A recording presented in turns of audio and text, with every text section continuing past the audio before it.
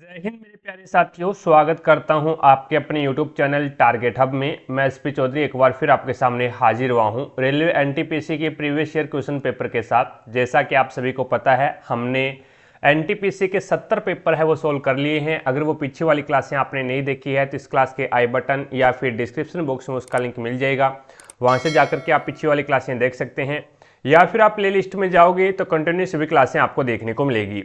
चलिए शुरू करते हैं आज का सेशन। और आज अपन इस क्लास में 11 फरवरी 2021 को सेकंड पारी में जो पेपर हुआ था उस पेपर का इस क्लास में सॉल्यूशन करने वाले हैं।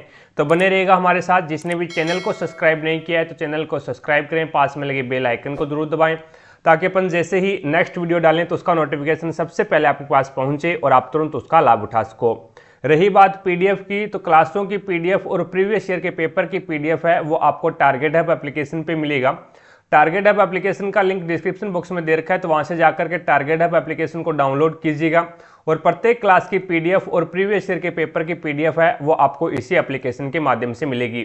रही बात टेस्ट सीरीज की, तो हमने एनटीपीसी की टेस्ट सीरीज शुरू कर रखी है भी, जिसमें आपको 135 टेस्ट है वो मिलेंगे। सारे के सारे टेस्ट प्रीवियस ईयर के पेपर रहेंगे। तो अपनी तैयारी को बेहतर बनाने के लिए आप आज से ही टेस्ट सीरीज ज्वाइन कर सकते हैं। चलिए शुरू करते हैं आज का सेशन। पहला क्वेश्चन देखो भी आपके सामने है इस प्रकार से। अब इसके अंदर आपको प्रश्नवाचक चिन्ह के स्थान पे बताना है अभी क्या आएगा। तो यहाँ पे इसका मतलब यानी एक प्रकार से वर्ग है, और वर्ग का मतलब है वो ये आपके पास में पंचभुज है। वर्ग का मतलब क्या है, ये दो पंचभुज है। अब उसके बाद में यहाँ पे देखो भी एक वर्ग का मतलब दो पंचभुज है, तो यहाँ पे दो पंचभुज है। अब ये दो पंचभुज है, इसका मतलब क्या हो गया भी, इसका मतलब आपके पास में हो गया ये एक प्रकार से गोलाकार आकृति होगी भी, एक प्रकार से षटभुज हो गया ये।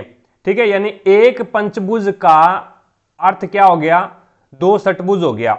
तो यहां पे दो पंचभुज है तो इसका मतलब इसमें चार षटभुज हो गए। अब इसमें देखो भी एक तो वर्ग है, एक तो क्या है वर्ग है और एक पंचभुज है। तो वर्ग का क्या होगा, वर्ग के दो पंचभुज हो जाएंगे, वर्ग के दो पंचभुज हो जाएंगे, और वर्ग के दो पंचभुज हो जाएंगे और दो एक पंचभुज का मतलब क्या है, तो एक पंचभुज का मतलब हो जाएगा षटभुज, यानी दो षटभुज भी। यहां पे देखो भी एक पंचभुज का अर्थ है वो दो षटभुज है, तो एक पंचभुज का अर्थ कितना हो जाएगा, तो एक पंचभुज का तो षटभुज हो जाएगा भी। इस प्रकार से गोलाकार आकृति में मैंने इसको दर्शा दिया भी षटभुज को। और यहां पे एक वर्ग है, वर्ग का अर्थ क्या होता है, तो वर्ग का अर्थ होता है दो पंचभुज, और एक पंचभुज का अर्थ दो गोलाकार आकृति है, तो दो पंचभुज का अर्थ क्या हो जाएगा, तो चार गोलाकार आकृति यानी चार षटभुज हो जाएगा। तो इस प्रकार से टोटल जो आकृतियां होगी वो छह आकृतियां होगी, छह षटभुज हो जाएगा, जो कि आपका राइट आंसर क्या होगा, एक नंबर ऑप्शन बिल्कुल राइट आंसर हो जाएगा। आगे देखो भी नेक्स्ट आपके सामने है 1950 के भारतीय संविधान में कितने मूल अधिकार प्रदान किए गए थे, तो 7 मूल अधिकार प्रदान किए गए थे 1950 के भारतीय संविधान में। अगला क्वेश्चन देखो भी नेक्स्ट आपके सामने है, उम्र बढ़ने के साथ साथ आंख की समझन क्षमता सामान्यतः कम होती जाती है, और इस कंडीशन को क्या कहा जाता है। इस कंडीशन को अपन जरा दूरदृष्टि दोष बोलते हैं भी। बुढ़ापे के अंदर है वो आंखों की जो क्षमता है वो कमजोर हो जाती है, उस कंडीशन को अपन क्या बोलते हैं, जरा दूरदृष्टि दोष बोलते हैं। निकट दृष्टि दोष के अंदर है वो दूर की वस्तु साफ दिखाई नहीं देती है, और दूरदृष्टि दोष के अंदर है वो आपको निकट की वस्तु है वो साफ दिखाई नहीं देती है। वर्णांता है ये आपका एक प्रकार से बोले तो जन्मजात रोग है भी। ठीक है, तो यहां पे आपका जरा दूरदृष्टि दोष हो जाएगा। नेक्स्ट क्वेश्चन देखो भी, अगला क्वेश्चन है डिबगिंग। डिबगिंग निम्नलिखित में से किसके लिए प्रयुक्त होने वाला एक अन्य शब्द है। तो डिबगिंग है वो त्रुटियां दूर करने का है भी, जो एरर होते हैं एरर को दूर करने का एक अन्य शब्द है। एक नंबर ऑप्शन आपका बिल्कुल राइट आंसर होगा। पहली 10 प्राकृत संख्याओं के वर्गों का योग याद करना है। फॉर्मूला क्या होता है, फॉर्मूला होता है n प्लस में 1 और 2n प्लस में 1, और अपॉन में क्या आ जाएगा आपके पास में 6 आ जाएगा। तो यहां से देखें तो n क्या है, n 10 प्राकृत संख्याओं का योग याद करना है, तो n हो गया 10, 10 और 1 11, और 10 2 20 और 1 21, अपॉन में क्या आ जाएगा 6। तो ये हो जाएगा 2 से काट दो, 2 3 6, 2 5 10, और 3 कम 3, 3 7 21, 11 7 77, 77 इंटू 5, 5 7 35, 3 35 और 3 38, 385 हो जाएगा, जो कि आपका 2 नंबर ऑप्शन बिल्कुल राइट आंसर होगा। अगला क्वेश्चन देखो भी नेक्स्ट आपके सामने है, 1 को 2 निर्धारित स्टेशनों के बीच रेलवे ट्रैक बिछाने में 16 दिन का समय लगता है। बी इसी कार्य को 12 दिन में कर सकता है। सी की मदद से वे इस कार्य को 4 दिन में कर सकते हैं, यानी ए किसी कार्य को 16 दिन में करता है और बी उसी कार्य को 12 दिन में करता है और उसके बाद में तीनों मिलकर के उस कार्य को 4 दिन में करते हैं। तो ये हो जाएगा आपके पास ए प्लस बी प्लस सी, तीनों मिलकर के उसको 4 दिन में कंप्लीट करते हैं। तो इसका एलसीएम कितना आ जाएगा 48, 16 3 48, 12 चौके 48 और 16 12 चौके 48, ये हो जाएगा। अब इसके अंदर ए एक दिन के अंदर 3 कार्य करता है, बी एक दिन के अंदर 4 कार्य करता है और तीनों एक दिन के अंदर है वो 12 कार्य करते हैं। तो सी अकेला इस कार्य को कितने दिन में पूरा करता है ये आपको बताना है। तो यहां से देखें तो ए और बी दोनों मिलकर के एक दिन के अंदर 7 कार्य करते हैं, तो सी अकेला कितने दिन में करेगा, तीनों मिलकर के 12 कार्य करते हैं, तो सी अकेला एक दिन के अंदर है वो 5 कार्य करेगा।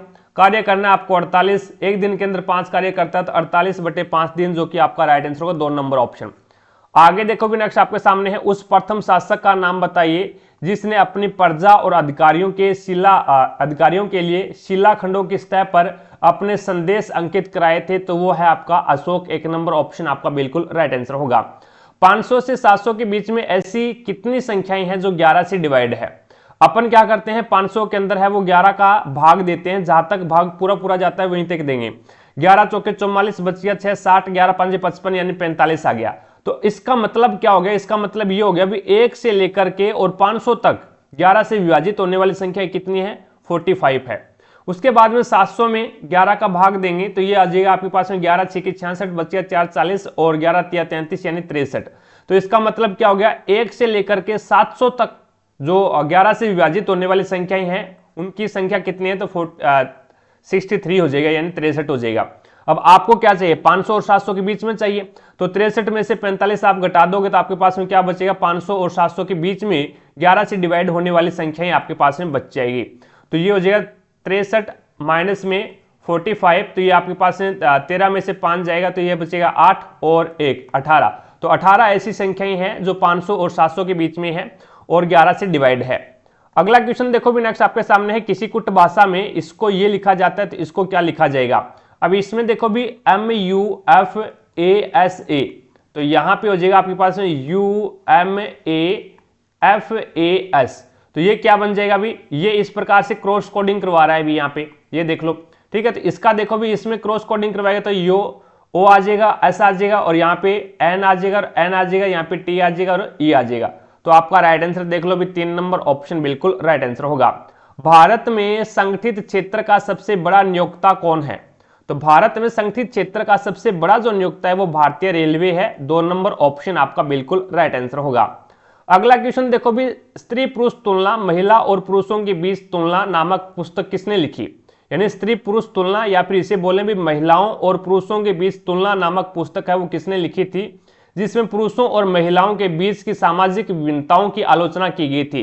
तो ये ताराबाई शिंदे ने लिखी थी, 3 नंबर ऑप्शन आपका बिल्कुल राइट आंसर होगा। अगला क्वेश्चन देखो भी, दो संख्याओं का महत्तम समावर्त्य यानी HCF लघुत्तम समावर्त्य क्रमशः 10 की पावर 8 और 10 की पावर 12 इंटू 7 की पावर 3 है। यदि इसमें से एक संख्या 10 की पावर 12 है तो दूसरी संख्या आपको ज्ञात करनी है। यहां पे देखे भी HCF है आपके पास में, ये है 10 की पावर 8, ठीक है, और इसका एलसीएम आपको दे रखा है वो कितना दे रखा है 10 की पावर 12 इंटू 7 की पावर है वो 3 दे रखा है। तो यहां पे HCF क्या होता है, HCF होता है भी उनमें कॉमन फैक्टर हो, यानी दोनों के अंदर कॉमन, यानी HCF का मतलब हो गया भी एक संख्या आपके पास में क्या है 10 की पावर 12 है, 10 की पावर 12 है और दूसरी संख्या है वो आपने क्या मान ली, दूसरी संख्या x मान ली। अब आपको पता है भी HCF 10 की पावर 8 है तो इसका मतलब भी 10 की पावर 8 इसमें भी आया है और 10 की पावर 8 है वो इसमें भी आया है। अब यहां पे अपन देखने वाली बात ये है भी एलसीएम आपके पास में कितना आ गया 10 की पावर 12 आ गया।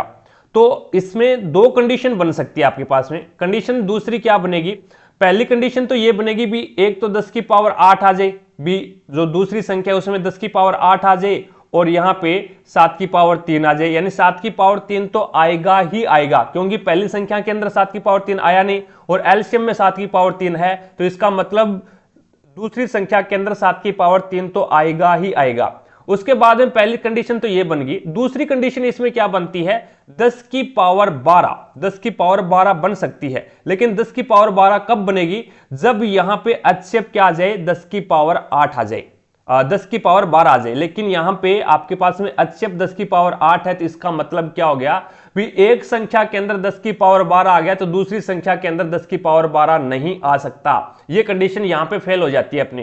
क्यों हो जाती है, क्योंकि अगर दूसरी संख्या के अंदर भी कोई संख्या 10 की पावर 12 आ रही है तो इसका मतलब ये हो गया भी उसका एलसीएम भी क्या आएगा, 10 की पावर 12 आना चाहिए।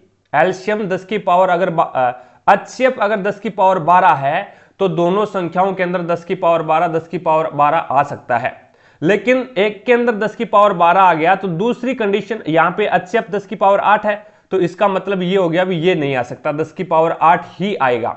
अगर यहां पे 10 की पावर 12 अपन करते हैं तो इसका मतलब HCF आपका 10 की पावर 12 होगा फिर।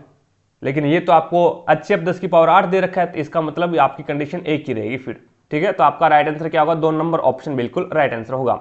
अगला देखो भी, निम्नलिखित में से कौन सी मेमोरी की सबसे बड़ी इकाई है। आपको बताया भी 1024 बाइट बराबर क्या होता है, तो 1 KB होता है भी। और 1024 KB यानी किलो बाइट, KB क्या होता है, किलो बाइट, किलो बाइट बराबर होता है 1 MB यानी मेगाबाइट। और 1024 MB क्या होता है, 1024 MB बराबर होता है 1 GB।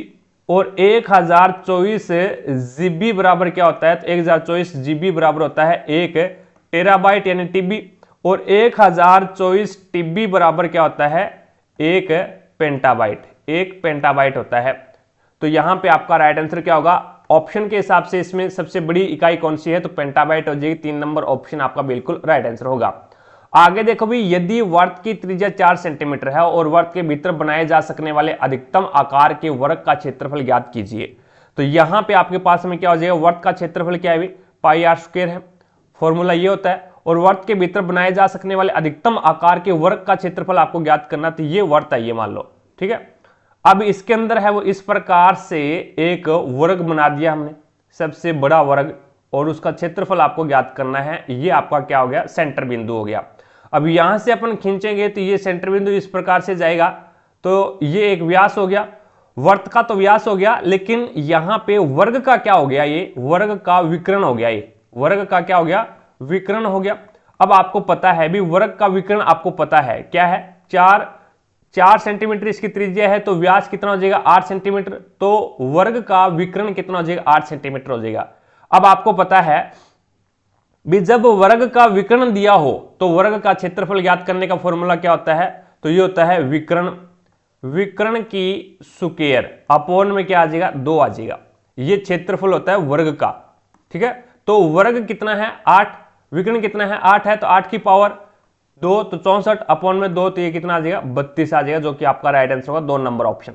आगे देखो भी, नेक्स्ट आपके सामने है अगला क्वेश्चन, रक्तचाप, लार्स, श्रवण और उल्टी सहित अनेक अनैच्छिक क्रियाएं हैं, वो किसके द्वारा कंट्रोल होती है, तो ये आपका मेडुला के द्वारा कंट्रोल होती है भी। रक्तचाप है, लार, श्रवण है और उल्टी सहित सभी जो अनैच्छिक क्रियाएं हैं वो आपका मेडुला के द्वारा कंट्रोल होती है। 4 नंबर ऑप्शन आपका बिल्कुल राइट आंसर होगा।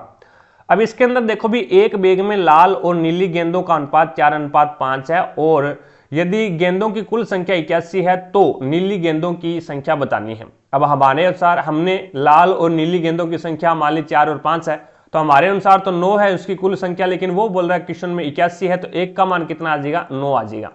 1 का मान 9 आ जाएगा, तो नीली गेंदों की संख्या कितनी है, तो नीली गेंद की अनुपात कितना है, तो 5 है, 5 नहीं 45। अगर लाल गेंद की संख्या पूछ ली होती तो 36 हो जाता। तो आपका 1 नंबर ऑप्शन बिल्कुल राइट आंसर होगा। अगला क्वेश्चन देखो भी, नेक्स्ट आपके सामने है। अब इसमें देखो भी, यदि y बराबर 26 दे रखा है आपको, तो आपको ज्ञात करना है y रूट वाई की क्यूब माइनस वाई की स्क्वायर का मान आपको ज्ञात करना है। y कितना है, 26 है, और रूट के अंदर y की क्यूब कितनी होती है भी, तो 26 इंटू 26 तो ये हो जाएगा 17,576 माइनस में y की स्क्वायर कितनी होती है, 676 होती है। अब इसमें से आप क्या कर दो, 676 है वो माइनस कर दो, तो 676 आप माइनस करोगे तो ये आपके पास में कितना हो जाएगा अभी, तो ये 16,900 बच जाएगा। यानी 26 और रूट के अंदर 16,900। अब इसको रूट से बाहर निकालोगे तो 169 है वो 13 की स्क्वायर होती है, तो ये 13 के रूप में बाहर आ जाएगा। डबल जीरो है तो ये सिंगल रूप में बाहर आ जाएगा। तो ये आपके पास में 130 इंटू 26, तो ये 130 के साथ में 130 इंटू 26 करोगे आप तो आपके पास में 3380 आ जाएगा। कितना आ जाएगा? 3380 आ जाएगा, जो कि आपका राइट आंसर होगा 4 नंबर ऑप्शन। आगे देखो भी, नेक्स्ट आपके सामने है अगला क्वेश्चन। अब इसमें बताना है भी, एक आदमी ने एक वस्तु 12,000 रुपए में खरीदी, इसकी मरम्मत पर 300 रुपए खर्च कर दिए, तो इसे 2,000 रुपए में बेच दिया, तो प्रतिशत लाभ ज्ञात करना है। 1200 रुपए में खरीदी थी, 300 रुपए खर्च कर दिया, तो इसका मतलब टोटल इसका जो क्रय मूल्य हो गया वो कितना हो गया? 1500 रुपए हो गया। और 1500 रुपए हो गया तो 2000 रुपए के अंदर है वो उसने बेच दिया, तो इसका मतलब 500 रुपए है लाभ कमा लिया। 500 रुपए लाभ कमाया कितने के ऊपर? तो 1500 के ऊपर इंटू 100। तो यहाँ पे 2 जीरो से 2 जीरो कैंसिल करो, 5 से कम 5, 5 तिया 15, तो ये हो जाएगा 100/3। तो ये आ जाएगा आपके पास में 33 सही 1/3%, जो कि आपका राइट आंसर होगा 2 नंबर ऑप्शन। आगे देखो भी, नेक्स्ट आपके सामने है मानवाधिकारों की सार्वभौम घोषणा एक ऐतिहासिक दस्तावेज है, इसे संयुक्त राष्ट्र द्वारा अब अंगीकृत किया गया। तो ये 10 दिसंबर 1948 को अंगीकृत किया गया था। मानवाधिकारों की सार्वभौम घोषणा एक ऐतिहासिक दस्तावेज है, इसे संयुक्त राष्ट्र द्वारा कब अंगीकृत किया गया था? तो 10 दिसंबर 1948 को अंगीकृत किया गया था। 4 नंबर ऑप्शन आपका बिल्कुल राइट आंसर होगा। ये आपका करंट अफेयर का क्वेश्चन है। नेक्स्ट पेज लेके चलता हूं। 4 शब्द दिए गए हैं, इनमें से जिनमें से 3 किसी तरह से संगत है और एक असंगत है, तो उस असंगत का आपको चयन करना है। इसमें आपको दे रखा है बेलन, वर्त, पिरामिड और घनाभ, तो इसमें से अलग कौन सा है ये आपको बताना है। तो इसके अंदर है वो वर्त अलग हो जाएगा भाई। बेलन है, इसके अंदर भी भुजाएं होती है, ठीक है, ऊंचाई होती है। पिरामिड है, इसके अंदर भी भुजाएं होती है भी, ये एक त्रिआयामी बहुफलक है, ठीक है। पिरामिड है, ये भी त्रिआयामी बहुफलक है, और घनाभ के अंदर भी भुजाएं होती हैं। तो यहाँ पे क्षेत्रफल जो वर्त है, वर्त एक क्या है? सर्कल है भी। वर्त एक क्या है? सर्कल है, तो ये एक अलग हो जाएगा इसमें। आगे देखो भी, नेक्स्ट आपके सामने है। अब इसके अंदर बताना है भी प्रश्नवाचक स्नेह के स्थान पे क्या आएगा। तो यहाँ पे देखो भी, पहली जो रो है ना उसका मल्टीप्लाई करवा दो, 4 5 20 यानी 20 हो गया, और इनको जोड़ दो सर्कल वाले को, 12 और 8 20 हो रहे हैं। इसी प्रकार से 5 और 3 का मल्टीप्लाई करवाओगे तो 15 हो गया, और इसी प्रकार से इनको जोड़ोगे 8 और 7 15, तो ये भी 15 हो रहा है। तो यहाँ पे 6 चौका 24, ये 24 हो रहा है, और इनको जोड़ो तो 8 में कितना जोड़ा जाए कि 24 हो जाए, तो 8 में 16 जोड़ा जाए तभी 24 होगा। तो आपका राइट आंसर क्या होगा? 3 नंबर ऑप्शन बिल्कुल राइट आंसर होगा। अगला क्वेश्चन देखो भी, नेक्स्ट आपके सामने है। अब इसमें बोला गया भी ए और बी भाई है, ए और बी है वो क्या है भी? भाई है, तो ये लो भाई बना दिया। और उसके मामा सी और डी है। अब इनके जो मामा है ना वो क्या है? ए और बी के मामा क्या है? सी और डी, ये इसके मामा है। उसके बाद में ई डी की पत्नी है। अब डी की पत्नी कौन है भी? तो डी की पत्नी है वो ई है, और एफ की भाभी है। ये जो ई है ना वो एफ की भाभी है भी, एफ की क्या है? भाभी है। अब एफ है वो भाई भी हो सकता है इनका और बहन भी हो सकती है भी, सी और डी की, ठीक है। उसके बाद में आगे इसने बोला है और एफ जी की इकलौती बेटी है। अब एफ है ना वो जी की इकलौती बेटी है। जी की इकलौती बेटी कौन हो जाएगी? तो ये एफ हो जाएगी। तो इसका मतलब हो गया बी डी और सी, डी और सी है वो एक प्रकार से जी है ना वो बी की नानी है, जी है वो बी की नानी है, तो ये लो भी नानी बना दिया। तो इसका मतलब ये हो गया भी जी है वो एफ की माँ है, एफ की माँ है, तो यहाँ पे सी और डी की भी माँ होगी, सी और डी की भी माँ होगी। अब यहाँ पे एफ का ए के साथ क्या संबंध है? एफ का ए के साथ में क्या संबंध है? इसके साथ में क्या संबंध है? तो इसके साथ में माँ का संबंध है भी। क्या है? माँ का संबंध है, क्योंकि इकलौती बेटी है ना ये जी की इकलौती बेटी है। तो ए और बी, इसका मतलब ये हो गया भी ये जो सी और डी की क्या है भी? बहन है। सी और डी की एफ है वो बहन है, ठीक है। तो एफ का ए के साथ में माँ का रिलेशन हो जाएगा। तो 1 नंबर ऑप्शन आपका बिल्कुल राइट आंसर हो जाएगा।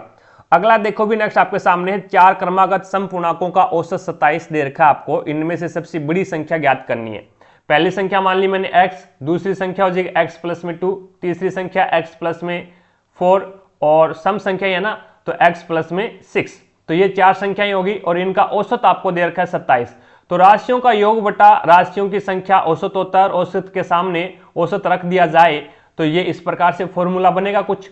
अब यहां पे देखो भी 1 2 3 4 यानी 4x प्लस में 12 अपॉन में 4 बराबर में 27। अब ये 4 यहाँ पे गुणा में है, सॉरी भाग में, इधर जाएगा तो ये गुणा में चला जाएगा, तो ये हो जाएगा 8 2 और 4 दुए 8 और 2 10 यानी 108। ये 12 है वो प्लस का है, बराबर से दूसरी साइड में जाएगा तो ये माइनस का हो जाएगा, तो 4x बराबर में माइनस का 12, तो ये 8 में से 2 जाएगा तो 6 बचेगा और ये हो जाएगा 10 में से 1 जाएगा 9 96 यानी 4x बराबर 96 हो गया। तो x बराबर आपके पास में कितना बचेगा, तो ये x बराबर हो जाएगा 24 चौके 96 यानी x का मान 24 आ गया। तो पहली संख्या 24, फिर हो जाएगी 24 और 2 26 और फिर हो जाएगा 28 और फिर सबसे बड़ी संख्या वो 30 हो जाएगी। तो सबसे बड़ी संख्या इसने पूछे 30 यानी 4 नंबर ऑप्शन आपका बिल्कुल राइट आंसर होगा। अगला क्वेश्चन देखो भी नेक्स्ट आपके सामने है। ए अकेले किसी कार्य को 15 दिन में पूरा करता है और जबकि बी उसे कार्य को 30 दिन में पूरा करता है। यदि वे दोनों बारी बारी से एक एक दिन छोड़कर यानी अल्टरनेट डे पर कार्य करते हैं तो कार्य पूरा होने में कितना समय लगेगा। ए अकेला 15 दिन के अंदर, बी अकेला है वो 30 दिन के अंदर, दोनों ने कार्य शुरू किया, 30 इसका एलसीएम आ गया, 15 दुए 30 और 30 से कम 30, दोनों यानी एक दिन के अंदर 2 कार्य करता है, बी एक दिन के अंदर 1 कार्य करता है। तो इसका मतलब ये हो गया बी दोनों क्या है, पहले दिन है वो ए ने कार्य किया तो 2 कार्य हो गया और दूसरे दिन है वो बी ने कार्य किया तो 1 कार्य हो गया। तो यानी 2 दिन के अंदर है वो टोटल कार्य कितना हो गया, 3 हो गया। अब आपको क्या करना है, अब आपको 30 कार्य करना है। तो अब 3 को ऐसी कौन सी संख्या से गुणा करूं, या तो 30 आ जाए या फिर कम रह जाए। तो मैं 10 से गुणा कर दूं इसको, 10 से गुणा करूं 10 या 30, तो 10 को दिन को भी 10 से गुणा करना पड़ेगा तो 10 दुए 20 यानी 20 दिन के अंदर है वो 30 कार्य है वो कंप्लीट हो जाएंगे। तो आपका राइट आंसर होगा 3 नंबर ऑप्शन। आगे देखो भी नेक्स्ट आपके सामने है। यदि किसी बैंक में साधारण ब्याज पर 4% वार्षिक दर पर 7 वर्ष के लिए 6,000 रुपए की धनराशि जमा कराते हैं तो प्राप्त होने वाला साधारण ब्याज आपको ज्ञात करना है। अब इसके अंदर देखो भी यहाँ पे आपके पास में ब्याज ज्ञात करना है यानी सिंपल इंटरेस्ट ज्ञात करना है। एसआई बराबर क्या हो जाएगा, तो ये हो जाएगा आपके पास में मूलधन कितना है, 6,000 रुपए है, 6,000 रुपए इंटू वार्षिक ब्याज 4% इंटू 7 अपॉन में 100, तो ये 2 0 से 2 0 कैंसिल कर दो, 6 चौका 24, 240, 240 को 7 से मल्टीप्लाई करवाओगे तो ये हो जाएगा 0, 7 चौके 28, 2 और 7 दुए 14 और 2 16 यानी 1680 हो जाएगा, जो कि आपका राइट आंसर होगा 1 नंबर ऑप्शन। आगे देखो भी नेक्स्ट आपके सामने है। 4 शब्द दिए गए हैं, इनमें से किसी तरह से 3 किसी तरह से संगत है और 1 असंगत है। तो असंगत का आपको चयन करना है भी। स्तंभाधार, गली, राजमार्ग और सड़क। तो इसके अंदर ये जो गली है, राजमार्ग है और सड़क है, ये एक स्थान से दूसरे स्थान को जोड़ने का कार्य करता है, या फिर ये मार्ग है भी, चलने का मार्ग है। ये आपके एक प्रकार से रास्ते हो गए भी, ठीक है, रास्ते हो गए भाई। गली है वो भी एक रास्ता है, राजमार्ग है वो भी एक रास्ता है, सड़क है वो भी एक रास्ता है। तो इसमें स्तंभाधार है ये अलग हो जाएगा भी, ठीक है। आगे देखो भी नेक्स्ट आपके सामने है 28 नंबर क्वेश्चन। अब देखिएगा 28 नंबर क्वेश्चन में हमें दे रखा है कि tan थीटा बराबर b बटा a है। तो a cos थीटा प्लस में b sin थीटा अपॉन में a cos थीटा माइनस में b sin थीटा का मान हमें ज्ञात करना है। तो ऊपर वाले में अपन क्या करेंगे, इसमें cos का भाग दे देंगे, नीचे वाले में भी cos का भाग दे देंगे। तो क्या रिजल्ट बनेगा, cos से cos कटेगा, a बचेगा प्लस b साइन बटा cos, आप जानते हैं क्या होता है, tan थीटा होता है, अपॉन में इसमें cos का भाग देंगे तो a माइनस में b साइन थीटा बटे cos थीटा, क्या साइन बटे cos तो आप जानते हैं tan बनता है, तो ये बन जाएगा b tan थीटा। अब tan का मान आप जानते हैं, क्या बनेगा हमारे पास में,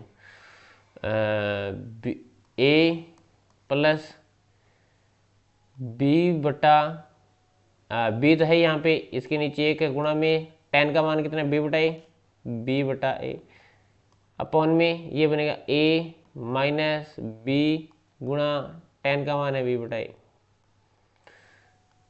एलसीएम कितना आएगा इसका, a एलसीएम आ जाएगा a गुणा a स्क्वायर बनेगा a स्क्वायर प्लस में b स्क्वायर,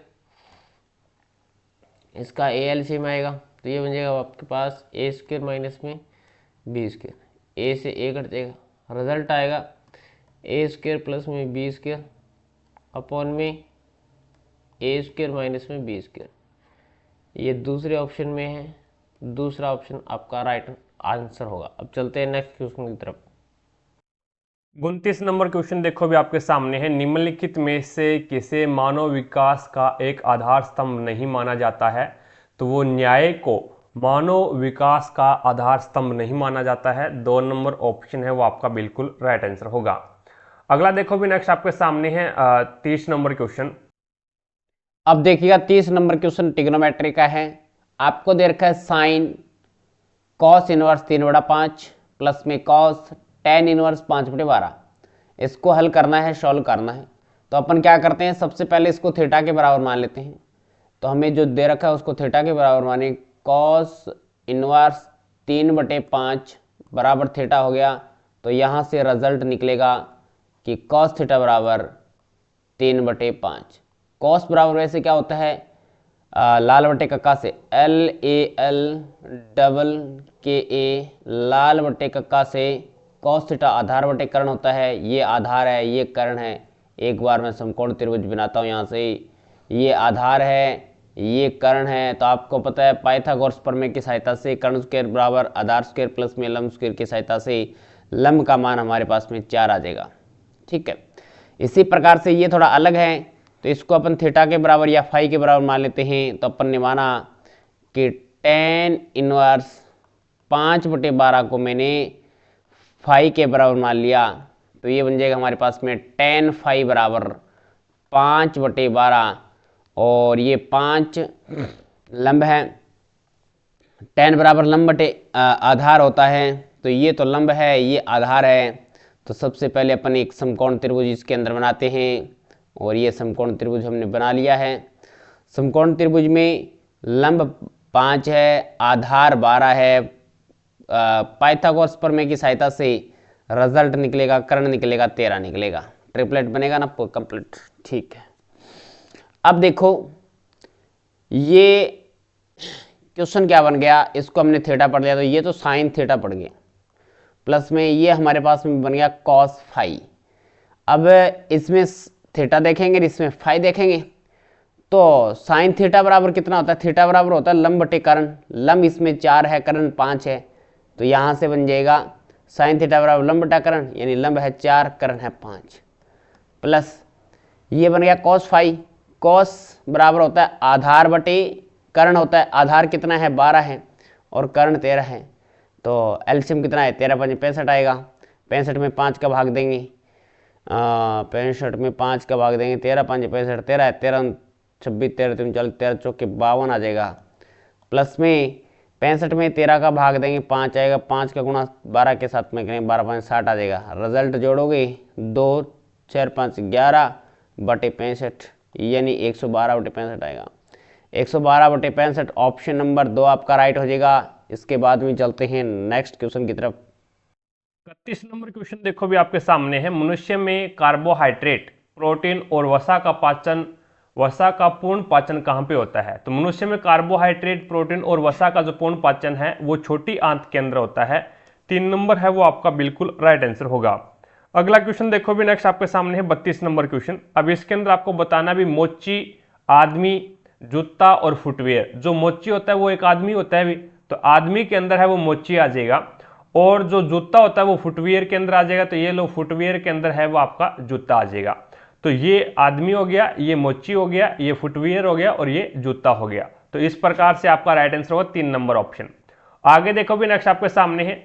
अब 2 बिंदु आपको दे रखे हैं भी, ए कोस ए 0, और दूसरा जो आपको दे रखा है वो दे रखा है 0 A साइन A के बीच की दूरी आपको ज्ञात करनी है।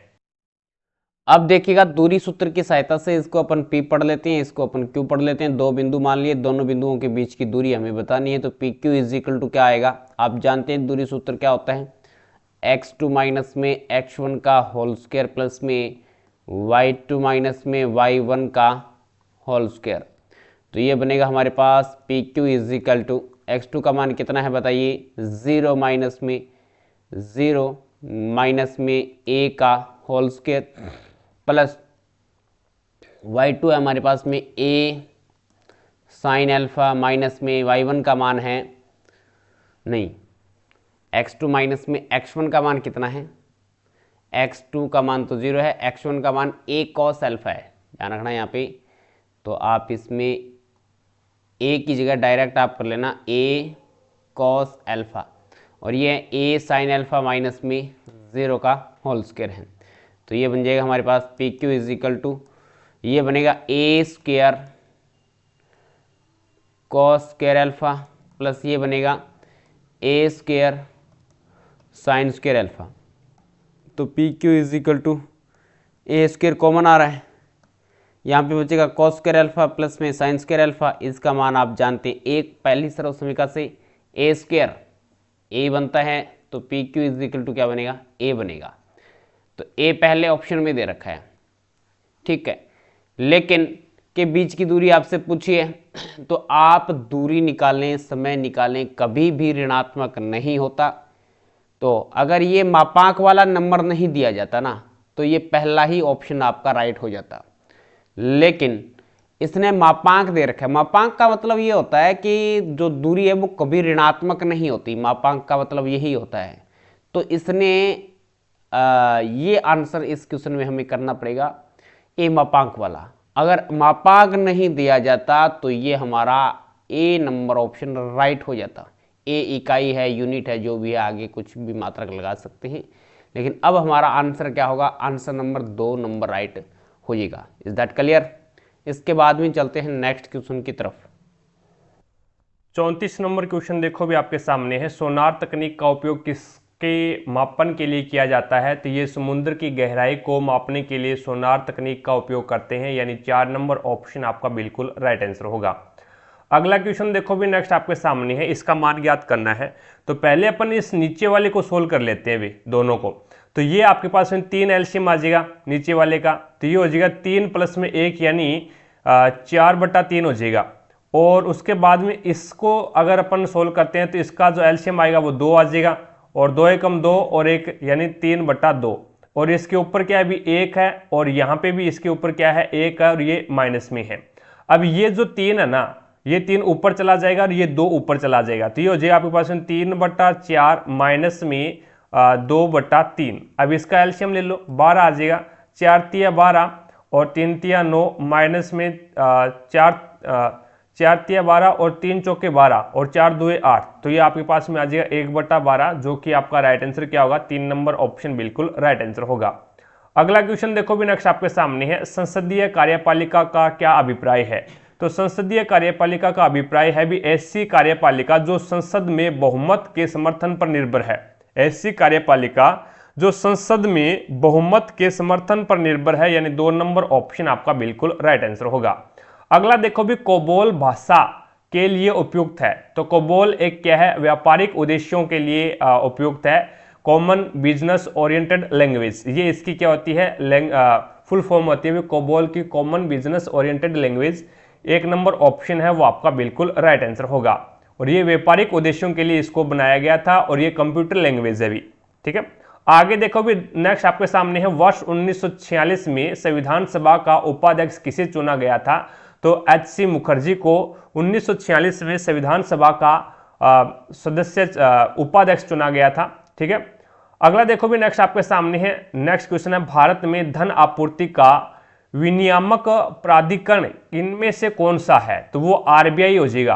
RBI यानी 2 नंबर ऑप्शन है वो आपका बिल्कुल राइट आंसर होगा। जो धन की आपूर्ति का आदान प्रदान करता है वो RBI करता है, रिजर्व बैंक करता है। अगला क्वेश्चन देखो भी नेक्स्ट आपके सामने है, अब इसमें आपको 10वां पद याद करना है। 10वां पद याद करना है तो फॉर्मूला लगा दो भी, A प्लस में n माइनस में 1 और इंटू डी, ये होता है। A यहाँ पे प्रथम पद है, n यहाँ पे कौन सा पद याद करना है तो वो है, और D यहाँ पे क्या है, इसका सार्वंतर है। तो A प्रथम पद यानी 2 प्लस में कौन सा पद याद करना है, 10वां पद, तो 10 माइनस 1 यानी 9, और इंटू सार्वंतर कितना है, तो इसके अंदर सार्वंतर है वो 3 है भी, तो 3 लगा दो, तो ये हो जाएगा 9 × 27, 27 और 2 कितना हो जाएगा 29, जो कि आपका राइट आंसर होगा 1 नंबर ऑप्शन। आगे देखो भी नेक्स्ट आपके सामने है 41 नंबर क्वेश्चन। साथ साथ में क्लास को लाइक करते रहिएगा, जिसने भी क्लास को लाइक नहीं किया है तो एक बार क्लास को लाइक जरूर कीजिएगा ताकि हमारा भी मोटिवेशन बना रहे। और चैनल पर अगर आप नए हैं तो चैनल को सब्सक्राइब करें, पास में लगे बेल आइकन को जरूर दबाएं ताकि अपन जैसे ही नेक्स्ट वीडियो लेके आएँ तो उसका नोटिफिकेशन सबसे पहले आपके पास पहुंचे और आप तुरंत उसका लाभ उठा सको। ज़्यादा से ज़्यादा वीडियो को शेयर करना अपने सभी दोस्तों के साथ में। रही बात पीडीएफ की, तो पीडीएफ आपको टारगेट हब एप्लीकेशन पे मिलेगा। टारगेट हब एप्लीकेशन का लिंक डिस्क्रिप्शन बॉक्स में दे दिया है, तो वहां से जाकर के आप टारगेट हब एप्लीकेशन को डाउनलोड कीजिएगा और प्रत्येक क्लास की पीडीएफ और प्रीवियस ईयर के पेपर की पीडीएफ है वो आप इसी एप्लीकेशन के माध्यम से प्राप्त कर सकते हैं। अब रही बात टेस्ट सीरीज की, तो एनटीपीसी की टेस्ट सीरीज हमने शुरू कर रखी है जिसमें आपको 135 टेस्ट मिलेंगे जो कि सारे के सारे प्रीवियस ईयर के पेपर रहेंगे। तो अपनी तैयारी को बेहतर बनाने के लिए आप आज से ही टेस्ट सीरीज ज्वाइन कर सकते हैं। चलिए अगला क्वेश्चन देखो भी, एक व्यक्ति की टंकण गति यानी टाइपिंग की जो गति है वो 35 शब्द प्रति मिनट यानी 1 मिनट के अंदर है वो 35 शब्द लिखता है ये, ठीक है। तो उस व्यक्ति को 987 शब्द टंकित करने के लिए यानी टाइप करने के लिए कितना समय लगेगा? तो 1 मिनट के अंदर है वो कितना शब्द लिखता है? ये 35 शब्द लिखता है।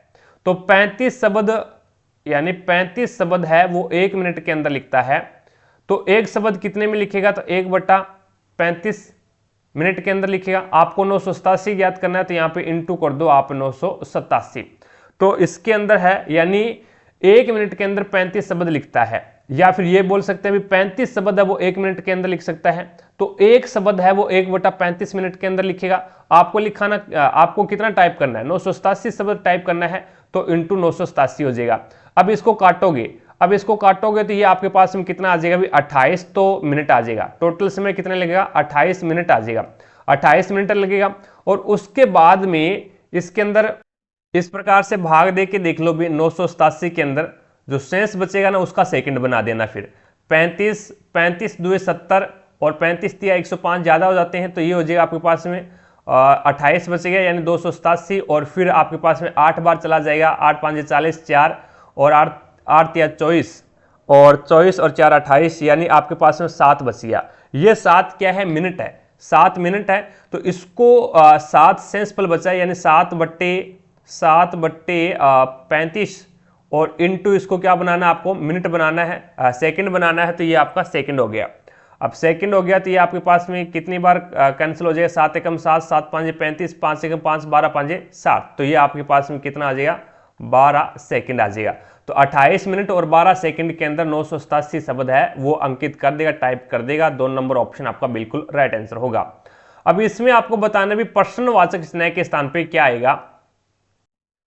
अब इसके अंदर है वो फिलहाल तो कोई लॉजिक नहीं लग रहा अभी। तो नेक्स्ट क्लास के अंदर है वो ये क्वेश्चन आपको बता दिया जाएगा। और अगर किसी भी दोस्त को अगर इसका कोई लॉजिक पता है तो मुझे कमेंट सेक्शन में कमेंट करके बता सकता है, नहीं तो आपको नेक्स्ट क्लास के अंदर है वो पहला ही क्वेश्चन आपको ये बता दिया जाएगा, ठीक है। तो चलते हैं नेक्स्ट 43 नंबर क्वेश्चन के अंदर। 43 नंबर क्वेश्चन में देखो भी, एक पोशाक को 26,000 रुपये में 2600 रुपये में बेचने पर दुकानदार को 30% का लाभ होता है। तो उस पोशाक का क्रय मूल्य आपको ज्ञात करना है। 30% को फ्रैक्शन में चेंज करोगे तो 3/10 हो जाएगा भी। तो 10 क्रय मूल्य हो गया, 3 का लाभ हो गया, 3 का प्रॉफिट हो गया, तो 13 में इसको बेचेगा। फिर 10 रुपये क्रय मूल्य, 3 का लाभ और 13 में बेच दिया। लेकिन यहाँ पे 2600 रुपये में बेच रहा है। तो 13 का मान कितना हो गया? 2600। तो 1 का मान कितना हो गया? 200। आपको चाहिए 10 का मान यानी क्रय मूल्य ज्ञात करना आपको। तो 10 का मान चाहिए तो 2000 हो जाएगा, जो कि 1 नंबर ऑप्शन आपका बिल्कुल राइट आंसर होगा। अगला क्वेश्चन देखो भी, नेक्स्ट आपके सामने है 44 नंबर क्वेश्चन। अब देखिएगा, आपको एक वर्त का समीकरण दे रखा है जिसकी रेडियस आपको 6 सेंटीमीटर दे रखी है। तो हमें सी का मान निकालना है, ठीक है। इस सी की वैल्यू हमें निकालनी है। अब वर्त का समीकरण अपन जानते हैं, x माइनस में x1 का whole square plus y minus में y1 का होल स्क्वायर। यहाँ पे x1 और y1 वर्त के केंद्र बिंदु होते हैं। तो वर्त का केंद्र बिंदु निकालने का जो तरीका मैं बता देता हूँ। यहाँ से x का गुणांक है उसका आधा कर लो, 6 का आधा 3, ठीक है। साइन विपरीत कर दो, माइनस है तो प्लस कर दिया, कोमा y का गुणांक आधा कर दो, 8 का आधा 4, प्लस है तो माइनस कर दो, माइनस का 4 आ जाएगा। ये वर्त के केंद्र के निर्देशांक आ जाएंगे, त्रिज्या हमारे पास में आ गई, बराबर ये आर की स्क्वायर होता है, बराबर आर की स्क्वायर होता है, ये फॉर्मूला होता है, इसके अंदर वैल्यू रखते हैं अपन। तो x माइनस में x1 का मान 3 है का whole square plus y minus में y1, y माइनस में y1 का मान कितना है, माइनस का 4, माइनस और माइनस प्लस का 4 हो जाएगा का whole square is equal to R square, R का मान कितना है 6 36, तो ये बन जाएगा एक्स की स्क्वायर माइनस में 6x प्लस के 3 3 9 प्लस वाई की स्क्वायर प्लस 4 चौके 16 प्लस में 4 दूनी 8y और ये बन जाएगा इज इक्वल टू 36। तो ये बनेगा हमारे पास में एक्स की स्क्वायर माइनस में पहले y की स्क्वायर लगा दो, पहले अधिकतम घात वाला पहले लिख दो, इससे इसकी तुलना करेंगे बाद में अपन ना। तो प्लस में y स्क्वायर है माइनस में 6x है प्लस में 8y है और 9 और 16 कितने हो 25 हो जाएंगे, और ये इधर आके माइनस के 36 इधर आके माइनस के 36 बनेंगे। 36 और 25 के बीच का अंतर कितना आ जाएगा, माइनस के 11 आएगा, क्योंकि माइनस के 36 है प्लस के 25 है तो माइनस के 11 इज इक्वल टू 0। अब इसकी तुलना कर लो, c का मान कितना आ रहा है, तुलना करेंगे तो c का मान कितना आएगा माइनस के 11 आएगा। तो पहला ऑप्शन नंबर 1 नंबर आपका राइट हो जाएगा। अब चलते हैं नेक्स्ट क्वेश्चन की तरफ। 45 नंबर क्वेश्चन देखो अभी इसमें आपको ध्यानपूर्वक इसमें बोला गया है भी ए बी और सी हिंदी अंग्रेजी और पंजाबी के सुप्रसिद्ध लेखक हैं, लेकिन इसका इसी क्रम में होना अनिवार्य नहीं है। नीचे दिए गए कथनों को ध्यानपूर्वक पढ़ें और बताएं दिए गए विकल्पों में से कौन सा निष्कर्ष कथनों का तार्किक रूप से पालन करता है। अब यहाँ पे ये स्टेटमेंट आपको दे रखा है, सी अंग्रेजी में नहीं लिखता, सी है वो अंग्रेजी में नहीं लिखता है, तो इसका मतलब ये किसी और भाषा में लिखता है। निबंधों की पुस्तक पंजाबी में है, जो निबंध है ना, निबंध ये जो पुस्तक है वो पंजाबी के अंदर है, पंजाबी लैंग्वेज के अंदर है। और उसके बाद में अंग्रेजी कविताओं की पुस्तक ने एक पुरस्कार जीता है, तो कोई दिक्कत नहीं है, अंग्रेजी पुस्तक अंग्रेजी की और कविता है भी, ठीक है। और उसके बाद में ए उपन्यासकार है, ए क्या है भी उपन्यासकार है, तो आपका ये ए हो जाएगा और ए है वो उपन्यासकार हो जाएगा। और उसके बाद में बी है वो निबंधकार हो जाएगा। बी क्या है ये, यहाँ पे बी निबंधकार नहीं है, बी निबंधकार नहीं है, तो इसका मतलब बी क्या है, फिर बी अंग्रेजी के अंदर लिखता है बी यानी 3 ही इसमें भाषाएं हैं भी, एक तो पंजाबी है, एक अंग्रेजी आपके पास में, और एक आपका एक पंजाबी, एक अंग्रेजी और एक हिंदी। तो अब इसके अंदर इसने बोल दिया बी सी है वो कविता नहीं लिखता, यानी अंग्रेजी का नहीं है, सी अंग्रेजी का नहीं है। ए उपन्यास है, तो उपन्यास किस में लिखे जाते हैं, हिंदी के अंदर, तो ये आपका हिंदी हो गया। और बी फिर क्या हो जाएगा, कविता और अंग्रेजी के अंदर आ जाएगा, तो सी आपका किस में हो जाएगा, निबंध और पंजाबी के अंदर आ जाएगा। तो यहाँ पे कौन सा सही है, सी अंग्रेजी में कविताएं लिखता है क्या, नहीं लिखता, सी अंग्रेजी में कविताएं नहीं लिखता। और बी अंग्रेजी में कविताएं लिखता है क्या, बिल्कुल सही है, बी अंग्रेजी में कविताएं लिखता है, ए पंजाबी में नहीं और बी हिंदी में भी नहीं। तो आपका 2 नंबर ऑप्शन बिल्कुल राइट आंसर होगा। अगला क्वेश्चन देखो भी, नेक्स्ट आपके सामने कथन दे रखा है, गांव एक्स में कुछ और अस्पताल खोलना चाहिए, खोलना महत्वपूर्ण है भी, गांव एक्स में कुछ और अस्पताल खोलना महत्वपूर्ण है। धारणाएं क्या है, तो गांव एक्स में मौजूद अस्पतालों की संख्या इसके निवासियों की आवश्यकता की पूर्ति करने के लिए पर्याप्त नहीं है, यानी तभी क्या है नए और अस्पताल खोलने चाहिए। इसने बोला है भी गांव एक्स में जो मौजूद अस्पतालों की जो संख्या है उसके निवासियों की आवश्यकता की पूर्ति करने के लिए पर्याप्त नहीं है, इसीलिए अस्पताल और खोलना महत्वपूर्ण है। तो पहला एकदम सही है। लेकिन दूसरा क्या बोल रहा है, ये अधिक अस्पताल होने से गांव एक्स में स्वास्थ्य सेवा संस्थानों की बढ़ती आवश्यकताओं में मदद मिलेगी, तो ये अपन नहीं बोल सकते भी, ठीक है। लेकिन पहला इसमें सही है, तो केवल धारणा फर्स्ट नहीं तो जाएगी, इसमें 2 नंबर ऑप्शन आपका राइट आंसर होगा। अगला देखो भी, एक रेलगाड़ी 45 किलोमीटर पर घंटे की चाल से चल रही है, तो इससे 4/5 किलोमीटर की दूरी तय करने में कितना समय लगेगा। समय बराबर क्या होता है अभी, समय बराबर होता है दूरी बटा चाल, और दूरी कितनी आपके पास में 4/5 किलोमीटर है, और आपके पास में चाल कितनी है, तो ये हो जाएगा 45 किलोमीटर पर घंटा। अब ये आपके पास में क्या आ गया, ये आपके पास में जो समय आया है वो घंटे के अंदर आ गया अभी, क्योंकि किलोमीटर में यहाँ पे दूरी है और किलोमीटर पर घंटे में चाल है, तो घंटे के अंदर समय आ गया आपके पास में। अब घंटे के अंदर आ गया तो आपको तो सेकंड के अंदर दे रखा है, तो इसको सेकंड में कन्वर्ट कर लो। 60 × 60, पहले 60 से गुणा किया तो ये आपका मिनट में हो गया, और दोबारा 60 से गुणा किया तो ये सेकंड में हो गया। तो ये आपके पास में चला जाएगा 12 बार, और ये 5 से काटोगे तो ये आपके पास में चला जाएगा 12 बार, और फिर इसको 3 चौके 12 और फिर 3 चौके 12, तो ये हो जाएगा 4 चौके 16 और 16 चौके 64, तो 64 सेकंड आपका इसमें राइट आंसर हो जाएगा, जो कि आपका राइट आंसर है 1 नंबर ऑप्शन। अगला देखो भी नेक्स्ट आपके सामने है 48 नंबर क्वेश्चन। अब इसके अंदर देखो भी x का मान आपको दे रखा है √3 प्लस में 1 अपॉन में √3 माइनस 1, और y का मान आपको दे रखा है, और यहाँ पे आपको ज्ञात क्या करना है, x की स्क्वायर प्लस में y की स्क्वायर का मान आपको ज्ञात करना है। तो इसके अंदर पहले अपन x को सोल्व कर लें, उसके बाद में y को सोल्व कर लें, और फिर इसके अंदर है वो मान रख देते हैं। तो यहाँ पे हो जाएगा आपके पास में x का मान क्या है, √3 प्लस में 1 अपॉन में √3 माइनस में 1 है। अब इसका हर का परिमेयकरण कर दो। अभी परिमेयकरण क्या होता है, विपरीत साइन लेकर के ऊपर नीचे गुणा कर दो। √3 प्लस में 1 अपॉन में √3 प्लस में 1। अब यहाँ पे ऊपर क्या बन गया, ये ऊपर वाला आपके पास में बन गया, यानी a प्लस बी की होल स्क्वायर के रूप में बन गया अभी, और नीचे है वो आपके पास में a माइनस बी और a प्लस बी, तो ये 1 की स्क्वायर और माइनस बी की स्क्वायर हो जाएगा। तो ये ऊपर बन गया √3 प्लस में 1 का होल स्क्वायर कर दो, और नीचे वाला आपके पास में a की स्क्वायर माइनस बी की स्क्वायर, यानी √3 का स्क्वायर 3 और माइनस 1 यानी माइनस 1 का स्क्वायर 1, तो ये आपके पास में 3 में से 1 जाएगा तो 2 बचेगा। ऊपर आपके पास में बन गया √3 का स्क्वायर करोगे तो 3 बन जाएगा, 3 यानी ये हो जाएगा a प्लस बी की होल स्क्वायर, a की स्क्वायर प्लस बी की स्क्वायर प्लस 2ab, तो ये हो जाएगा 3 प्लस में 1 और प्लस में 2√3, और अपॉन में आपके पास में क्या है, ये 2 है।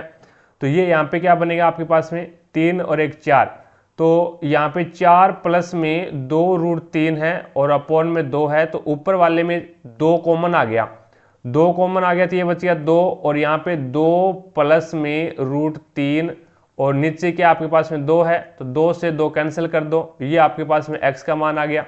अब इसी तरीके से y का मान निकाल लो। y का मान आपके पास मुझे √3 माइनस में 1 अपॉन में √3 प्लस में 1, और इसका परिमेयकरण करोगे तो विपरीत साइन ले लो, तो ये हो जाएगा √3 माइनस में 1 अपॉन में √3 माइनस में 1, तो नीचे वाला तो a की स्क्वायर माइनस b की स्क्वायर बन गया अभी a प्लस बी और a माइनस बी, तो ये हो जाएगा a की स्क्वायर माइनस b की स्क्वायर, और ऊपर वाला है वो आपके पास में बन गया √3 माइनस 1 का होल स्क्वायर अपॉन में ये बन गया, इसका मान नीचे वाले का 2 ही आएगा अभी, ठीक है। इसको हल करना, फिर √3 का स्क्वायर 3 ही होगा और 1 का स्क्वायर 1 ही होगा, और माइनस करोगे तो ये 2 आ जाएगा।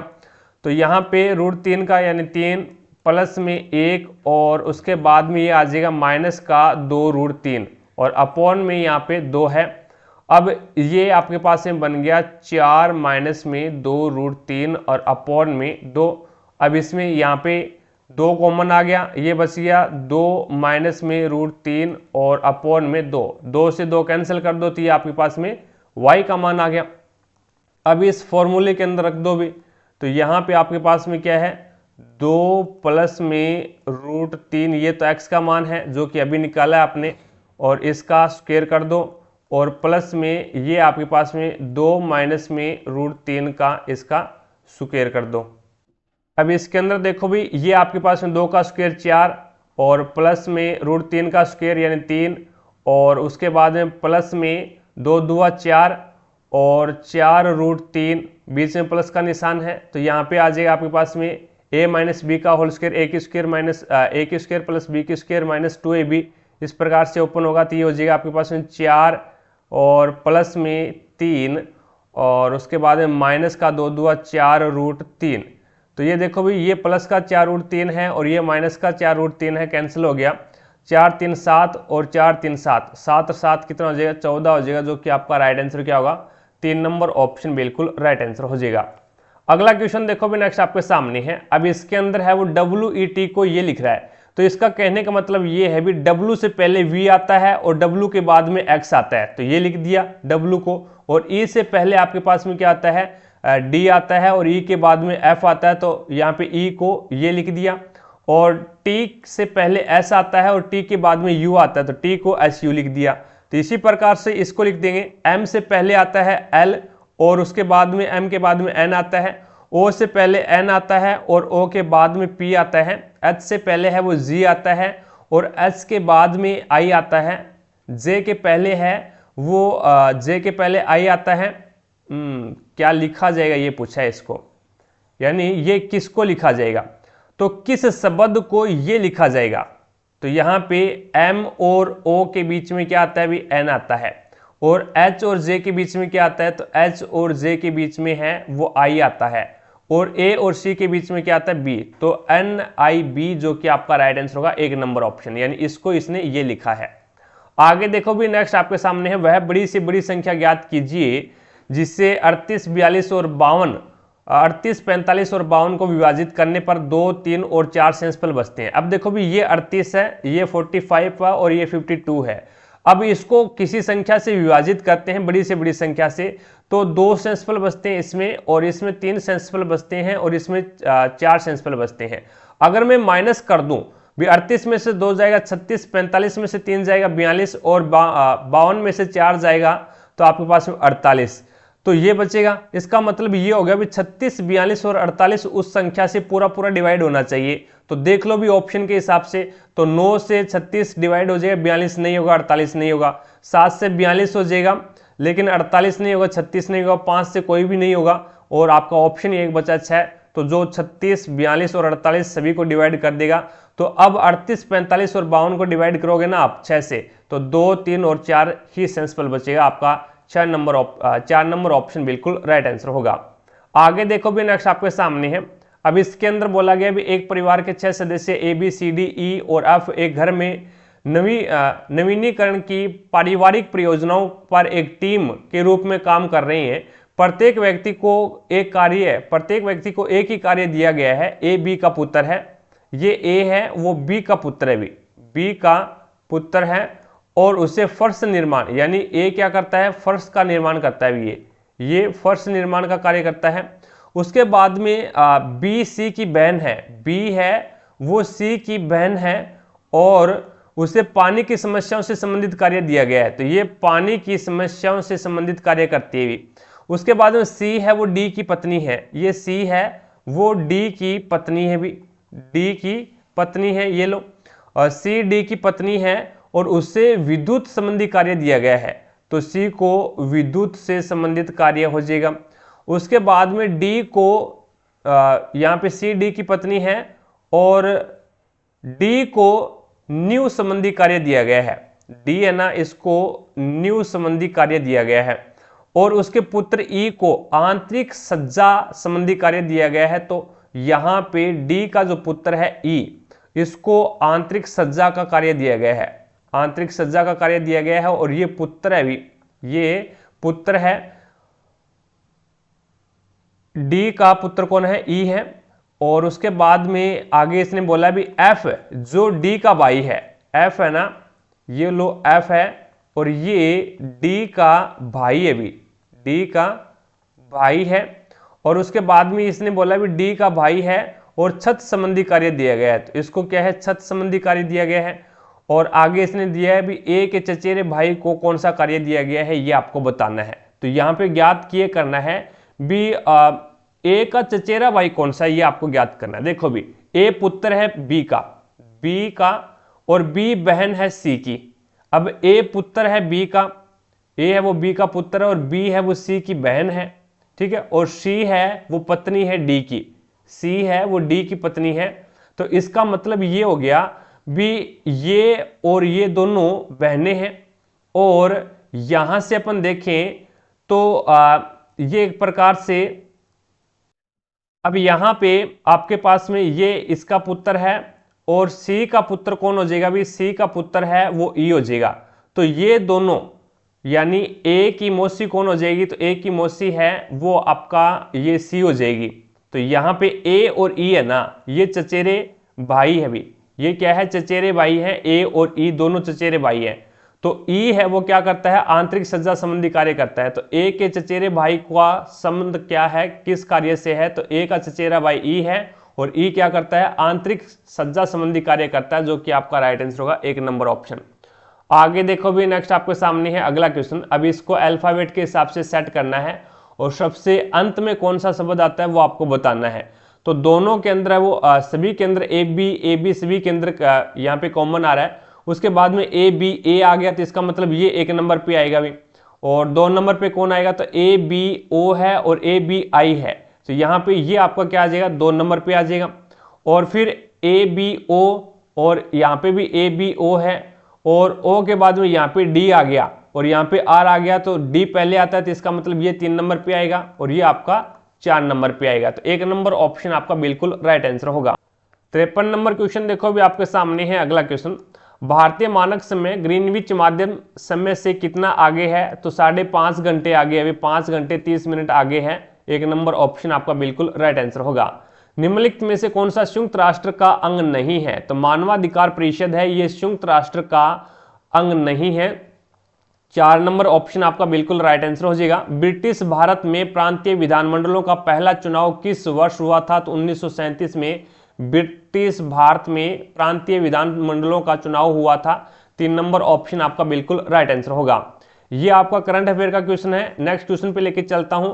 निम्नलिखित में से किसका कथन है भी हम भारतीयों के बहुत आभारी हैं जिन्होंने हमें गिनती सिखाई, जिनके बिना कोई भी काफी महत्वपूर्ण वैज्ञानिक खोज करना संभव नहीं था। तो ये अल्बर्ट आइंस्टीन ने बोला था भी। 4 नंबर ऑप्शन आपका बिल्कुल राइट आंसर होगा। अगला देखो भी, निम्नलिखित में से किससे गोल्ड फाइबर के रूप में जाना जाता है, तो जूट को गोल्डन फाइबर के रूप में जानते हैं। 4 नंबर ऑप्शन आपका बिल्कुल राइट आंसर होगा। अगला क्वेश्चन देखो भी, बी आता है 2 पे, 2 और 3 5, 5 और 3 8, 8 और 3 कितने हो जाएंगे 11। तो ये के आ जाएगा 11 पे। 9 3 की स्क्वायर, 4 की स्क्वायर, 5 की स्क्वायर और 6 की स्क्वायर यानी 36 आ जाएगा। और यू आता है 21 पे, 21 में से 3 गया 18, 18 में से 3 गया 15, 15 में से 3 जाएगा तो आपके पास में बचेगा 12, 12 पे आ जाएगा एल। तो आपका राइट आंसर होगा के 36L। 1 number option right answer हो जाएगा। अगला देखो भी, नेक्स्ट आपके सामने है निम्नलिखित में से कौन सा BARC का अनुसंधान रिएक्टर नहीं है, तो दामिनी है वो आपका इसमें राइट आंसर हो जाएगा भी। नेक्स्ट देखिएगा अगला क्वेश्चन, 61 नंबर क्वेश्चन आपके सामने है। अपसौर के आरंभ में होता है, तो अपसौर है वो 4 जुलाई को होता है भी। 4 जुलाई को अपसौर होता है और एक होता है उपसौर। उपसौर है वो आपका 3 जनवरी को होता है। ये 3 जनवरी को होता है। सूर्य और पृथ्वी के बीच में सबसे कम दूरी होती है, उसे उपसौर बोलते हैं, जो कि 3 जनवरी को होता है। और सूर्य और पृथ्वी के बीच में अधिकतम जो दूरी होती है वो 4 जुलाई को होती है, जिसे अपसौर बोलते हैं। आगे देखो भी, नेक्स्ट आपके सामने है आंकड़ों का माध्य ज्ञात करना है, तो राशियों का योग बटा राशियों की संख्या कर दीजिएगा।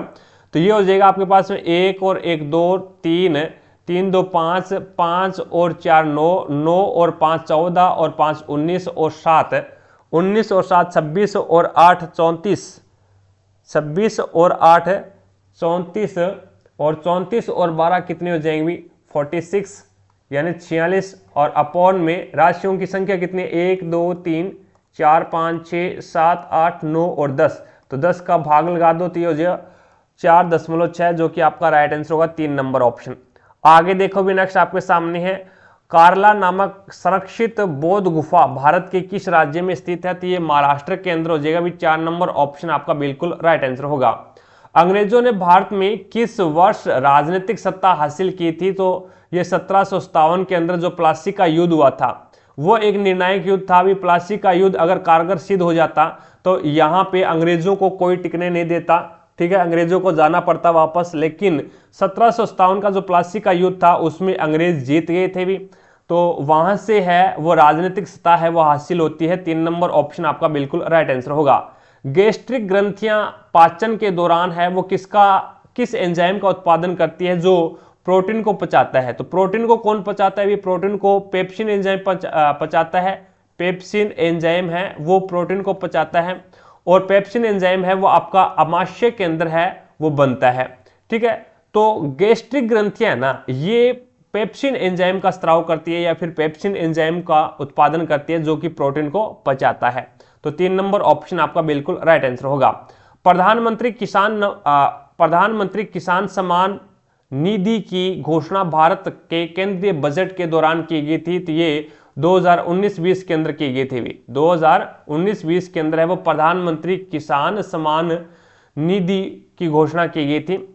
अगला क्वेश्चन देखो भी, ये आपका करंट अफेयर का क्वेश्चन है 2020 का। रत्नावली की रचना किसने की थी? तो रत्नावली की रचना है वो हर्ष ने की थी। 2 नंबर ऑप्शन है वो आपका बिल्कुल राइट आंसर होगा। अगला क्वेश्चन देखो भी, नेक्स्ट आपके सामने है, वर्तमान में एक पिता की आयु उसके बेटे की आयु की 3 गुनी है। तो ये उनका बेटा है और ये उनका है वो पिता है। तो यहाँ पे बेटे की अगर मैं 1 मानूं तो यहाँ पे पिता की कितनी हो जाएगी? 3 हो जाएगी। 13 वर्ष बाद में पिता की आयु उनके बेटे की आयु की 2 गुनी हो जाती है। तो ये उनकी 2 गुनी हो जाती है, तो ये लो भी 2 गुनी होगी। लेकिन यहाँ पे अंतर तो बेटे की आयु में अंतर तो 0 का है और पिता की आयु के में अंतर 1 का है। तो इसका मतलब ये जो अनुपात है वो सही नहीं है। तो इस अनुपात को सही करने के लिए नीचे वाले अनुपात के अंतर से ऊपर वाले अनुपात को गुणा कर दो और ऊपर वाले अनुपात के अंतर से नीचे वाले को गुणा कर दो। तो ये आपके पास में आ जाएगा कितना आ जाएगा? 3:1, 2 दूआ 4 और 2 एकम 2। तो यहाँ पे कितने का अंतर है? 1 का अंतर है। लेकिन बोल कितने का रहा है? 13 साल बाद का, तो 1 का मान 13 आ गया। तो बेटे की वर्तमान आयु बतानी है, तो बेटे की वर्तमान आयु का अनुपात कितना है? 1 है। तो 1 का मान 13, तो इसका मतलब 13 आपका राइट आंसर होगा। अगला देखो भी, बिग बैंग थ्योरी किससे संबंधित है? तो बिग बैंग थ्योरी है वो ब्रह्मांड की उत्पत्ति से संबंधित हो जाएगा भाई। ब्रह्मांड की उत्पत्ति से संबंधित है, जो कि आपका राइट आंसर होगा 2 नंबर ऑप्शन। आगे देखो भी, नेक्स्ट आपके सामने है 71 नंबर क्वेश्चन। निर्देशांक अक्ष के साथ 2x - 4y - 7 = 0 द्वारा निर्मित त्रिभुज का क्षेत्रफल आपको ज्ञात करना है। अब देखिएगा, इनसे अपन समीकरण बनाएंगे। जो समीकरण दे रखे उससे x और y का मान निकालेंगे। तो एक बार अपन क्या करते हैं, y का मान इसके अंदर 0 रखते हैं। x का मान हमारे पास में आएगा 7/2 और एक बार अपन x का मान इसके अंदर 0 रखते हैं तो y का मान कितना आएगा? x का मान 0 रखेंगे तो y का मान आएगा -7/4 आएगा। Is that clear? अब ग्राफ में खींचेंगे इसको, तो ये हमारे पास में x है, ये x डैश है, ये y है, ये y डैश है। तो भी x का मान 7/2 है, तो ये हमारे पास में 1 है, ये 2 है, ये 3 है। तो आपको पता है बीचों बीच आएगा। और y का मान माइनस में है, 1 है, 2 है, ये 3 है, बीचों बीच आएगा। तो एक ये बिंदु हो जाएगा आपके पास में, एक ये बिंदु हो जाएगा। इसको मिला देते हैं, ऐसे मिलाएंगे तो ये त्रिभुज बन जाएगा। ये आपके पास में कितना है? 3.5 है और ये भी कितना है? 3.5 है। ये माइनस का है, ये प्लस का है, वो चेक करनी है। माइनस प्लस को आप नहीं देखना, क्योंकि आपको त्रिभुज का क्षेत्रफल निकालना है। तो क्षेत्रफल निकालेंगे तो ये बिंदु O बिंदु हो गया, ये बिंदु A बिंदु हो गया, ये बिंदु B हो गया। तो ये त्रिभुज OAB का क्षेत्रफल 1/2 आधार गुणा होना चाहिए। तो 1/2 आधार कितना है? आप कर दो भी, 7/2 है, गुणा ऊंचाई कितनी है? 7/2 है। ये कितना हो जाएगा? 7 7 49 बटे कितना हो जाएगा? 2 दूनी 4 और यहाँ से y का मान 7/4 है, तो 4 दूनी 8, 8 दूनी 16, तो 49/16 वर्ग इकाई या वर्ग सेंटीमीटर आ जाएगा। किलोमीटर है, सेंटीमीटर है, जो भी है, मीटर है, तो वर्ग इकाई आ जाएगा। ऑप्शन नंबर 2 आपका राइट हो जाएगा। अब चलते हैं नेक्स्ट क्वेश्चन की तरफ। नेक्स्ट 72 नंबर क्वेश्चन देखो भी आपके सामने है। इसमें आपको बोला गया भी भारतीय संविधान के किस अनुच्छेद के अनुसार केंद्र सरकार वार्षिक वित्तीय विवरण या फिर वार्षिक वित्तीय रिपोर्ट प्रस्तुत करने के लिए बाध्य है? तो वो है आपका अनुच्छेद 112। वार्षिक वित्तीय विवरण है वो अनुच्छेद 112 के अंतर्गत मिलता है, यानी 1 नंबर ऑप्शन आपका बिल्कुल राइट आंसर होगा। Galvanising organic bio agro resources धन योजना कब शुरू की गई थी? 30 अप्रैल 2018 को शुरू की गई थी। 1 नंबर ऑप्शन आपका बिल्कुल राइट आंसर होगा। अगला क्वेश्चन देखो भी, नेक्स्ट आपके सामने सभी प्लास्टिक है वो फुल है, स्टेटमेंट दे रखा है। सभी P से प्लास्टिक बना देते हैं तो सारे के सारे जो प्लास्टिक है वो F है, यानी फल, F से फल बन गया तो सारे के सारे प्लास्टिक फल में आ जाएंगे, और सभी फल है वो पुस्तक में आ जाएगा। तो ये लो सारे के सारे जो फल है वो बुक के अंदर आ गए, और कोई भी बुक है यानी कोई भी पुस्तक है वो पतलून नहीं है। तो ये लो आपका PT से पतलून बना दिया, पतलून है वो बुक के अंदर नहीं जाएगा, तो पतलून है वो आपकी फ्रूट के अंदर भी नहीं जाएगी और प्लास्टिक के अंदर भी नहीं जा सकती। अब निष्कर्ष क्या है, तो कुछ पुस्तकें हैं वो प्लास्टिक है, तो कुछ जो बुक है वो प्लास्टिक है, बिल्कुल सही बात है। और कोई पतलून प्लास्टिक नहीं है, कोई भी पतलून है वो प्लास्टिक नहीं है, तो ये भी बिल्कुल सही बात है, क्योंकि यहाँ पे आपका जो स्टेटमेंट आया है ना वो नेगेटिव है, तो निष्कर्ष भी नेगेटिव आ सकता है, और ये निष्कर्ष नेगेटिव है। ये पतलून है वो बुक नहीं है, तो पतलून फ्रूट भी नहीं हो सकती, और पतलून है वो आपका ये प्लास्टिक भी नहीं हो सकता, तो सेकंड भी सही हो जाएगा। और कुछ फल है वो प्लास्टिक है, कुछ जो आपकी F से फल है वो P से प्लास्टिक है, भी बिल्कुल सही है। लेकिन कुछ पतलून है वो फल है, कुछ जो पतलून है वो फल है, ये बिल्कुल गलत बात है। यानी पतलून बुक के अंदर नहीं जा सकती, तो पतलून है वो आपकी फ्रूट और प्लास्टिक के अंदर भी नहीं जा सकती। तो यहाँ पे पहला, दूसरा, तीसरा निष्कर्ष सही है, चौथा निष्कर्ष गलत है। इसमें 1 नंबर ऑप्शन आपका राइट आंसर होगा। 2019 की मानव विकास रिपोर्ट की विषय वस्तु क्या है, तो असमानता पर ध्यान केंद्रित करना, यानी 1 नंबर ऑप्शन आपका बिल्कुल राइट आंसर होगा। अगला क्वेश्चन देखो भी नेक्स्ट आपके सामने, चक्रवर्ती ब्याज की 4% वार्षिक दर से 7500 रुपए की धनराशि 2 वर्ष में प्राप्त होने वाला ब्याज आपको ज्ञात करना है। तो 4% है, इसको फ्रैक्शन में चेंज करोगे तो 1/25 हो जाएगा भाई। अब ये आपके पास में जो मूलधन है, प्रिंसिपल है, वो 7500 रुपये है, ये पहले साल के लिए, और ये दूसरे साल के लिए कितना लगेगा, 1/25 लगेगा, तो ये 300 हो जाएगा, और ये भी कितना हो जाएगा 300, क्योंकि 1/25 लगेगा। पहली लाइन के अंदर आता है वो साधारण ब्याज आता है, तो इसका मतलब 300 और 300 600, यानी 600 है वो क्या है 2 साल का साधारण ब्याज आ गया। आपको चक्रवर्ती ब्याज ज्ञात करना है, तो ब्याज के ऊपर भी ब्याज लगेगा, कितना 1/25 लगेगा, तो ये आ जाएगा आपके पास में 12। तो यहाँ पे 300 300 और 12 यानी 612 आ जाएगा। तो इसके अंदर पूछे भी इसका अंतर कितना है, तो दूसरी लाइन में आएगा वो अंतर हो जाएगा, ठीक है। तो डायरेक्ट आपको पूछा है चक्रवर्ती ब्याज 612, 4 नंबर ऑप्शन आपका बिल्कुल राइट आंसर होगा। अगला देखो भी, विगत वर्ष के लिए एक व्यक्ति का स्वास्थ्य बीमा प्रीमियम 1440 था, यदि उसने इस वर्ष 1512 का भुगतान किया है तो उसके स्वास्थ्य बीमा प्रीमियम में हुई प्रतिशत वृद्धि ज्ञात करनी है। 1440 से 1552 हो गया, तो कितने की वृद्धि हुई है भी, तो ये आपके पास में 2 और 11 में से 7 यानी 72 रुपये की वृद्धि होगी, और 72 रुपये की वृद्धि है वो कितने पे हुई है 1440 के ऊपर हुई है इंटू 100, तो 0 से 0 कैंसिल कर दो, और ये हो जाएगा 72 एकम 72, 72 दुए 144, 2 एकम 2 और ये 5, तो 5% की वृद्धि होगी, जो कि आपका 1 नंबर ऑप्शन बिल्कुल राइट आंसर होगा। अगला क्वेश्चन देखो भी, सबसे पहले अपन छोटा ब्रैकेट हल कर लेते हैं, यानी 8 - 6 + 3 है, तो ये 8 और 3 11, 11 में से 6 जाएगा तो 5 बचेगा भी, 11 में से 6 जाएगा तो 5 बचेगा।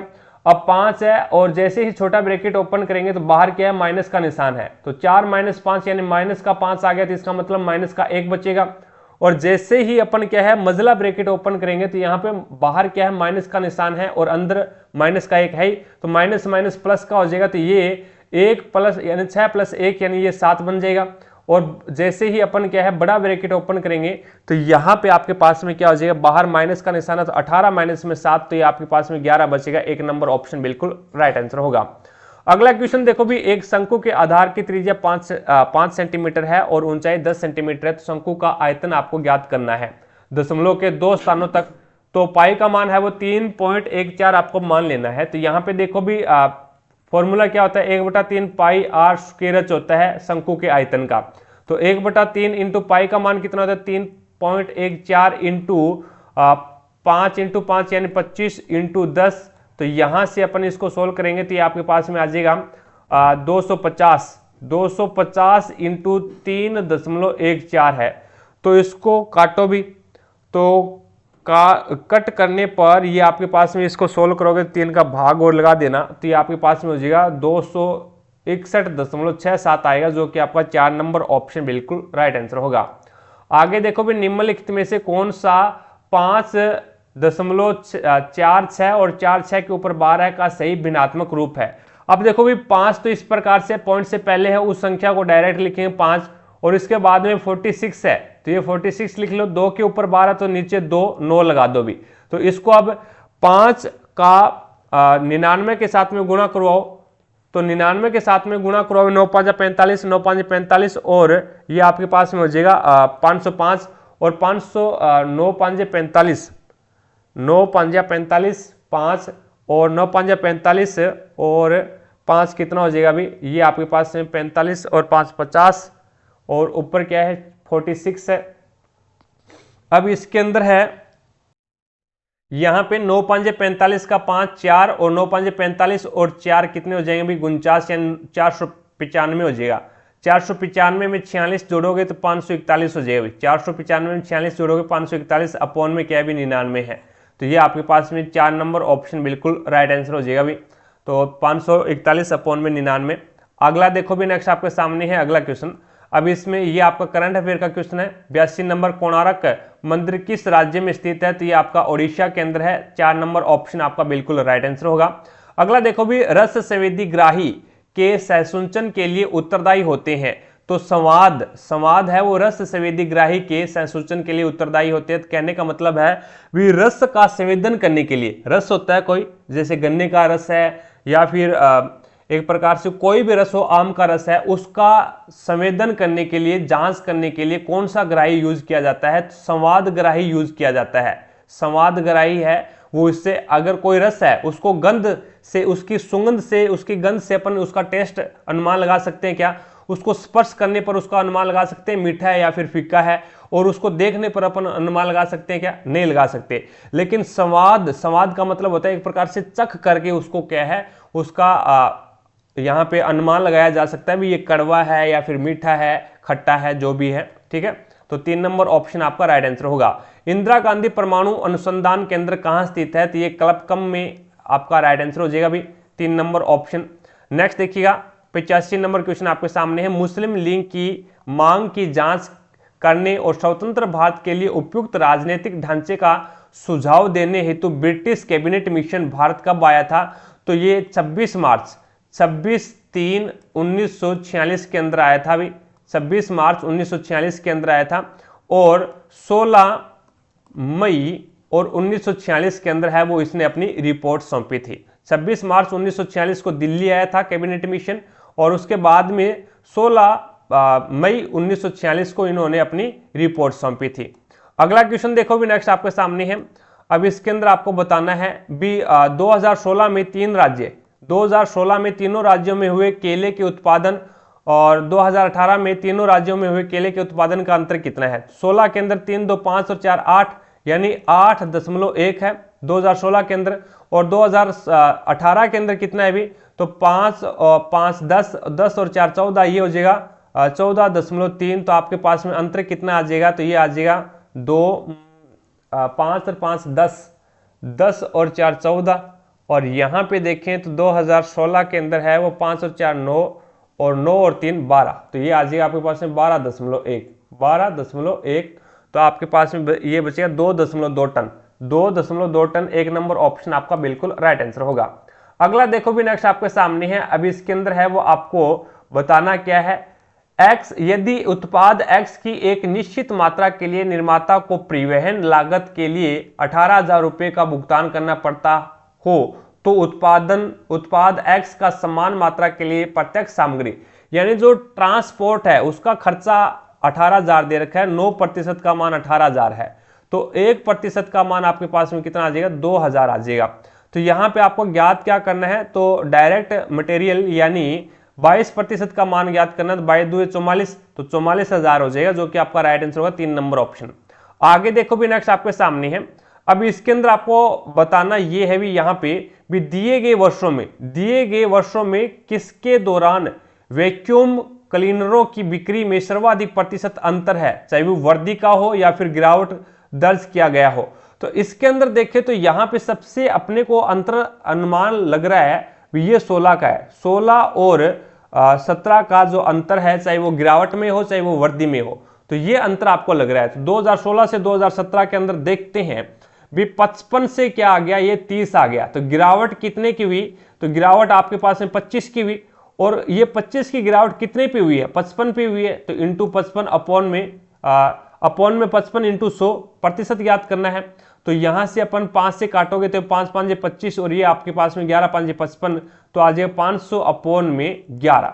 तो यहां से अपन इसको सोल्व करेंगे तो 11 चौके 44 बचे 6 60, 11 5 55 बचे 5 50 और 11 चौके 44, ये 45.4 आ जाएगा अभी। और इसके अंदर अपन देखें भी यहां से 2016 और 2014 और 16 के अंदर अगर अपन अंतर देखें भी 2014 और 16 के अंदर अपन अंतर देखें तो यहां पे ऑप्शन आपका 2014 और 16 है। तो इसके अंदर अपन अंतर देखें तो 35 से कितना हो गया अभी, 35 से 55 हो गया। 35 से 55 की बढ़ोतरी हुई है, कितने की वृद्धि होगी, तो ये आपके पास में 20 की वृद्धि होगी। कितने के ऊपर हुई है वृद्धि, 35 के ऊपर इंटू 100। तो ये 5 से काट दो, 5 का 20, 5 7 35, तो ये आपके पास में 400/7 आ जाएगा। अब इसमें भाग दोगे तो 7 5 35। अब ये देखो भी 7 5 35, तो इसका मतलब क्या हो गया भी 5 आ रहा है और यहाँ पे क्या है 4 आ रहा है। तो इसका मतलब ज्यादा अंतर किस में आएगा, ज्यादा अंतर है वो 2014 से 2000 है वो 16 के बीच में ज्यादा अंतर आएगा।